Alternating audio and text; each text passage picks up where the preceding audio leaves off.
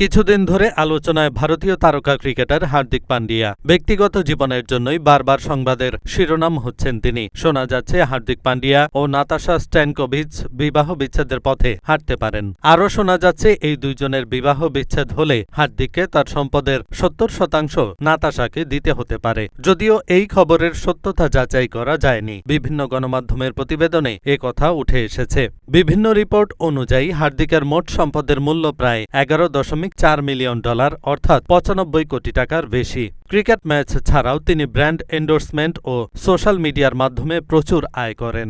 2016 সালে টি-20 ও ওয়ানডেতে হার্দিকের অভিষেক হয়। ক্রিকেট ক্যারিয়ারের দ্রুত উন্নতি হয়, সঙ্গে বাড়তে থাকে আয়। তার আয়ের সবচেয়ে গুরুত্বপূর্ণ উৎস ক্রিকেট। তিনি আইপিএল ও বিসিসিআই থেকে মোটা অর্থ উপার্জন করেন। হার্দিক প্রতি ওয়ানডে ম্যাচের জন্য 20 লাখ টাকা, টেস্ট ম্যাচের জন্য 30 লাখ টাকা এবং একটি টি-20 ম্যাচের জন্য 15 লাখ টাকা পান।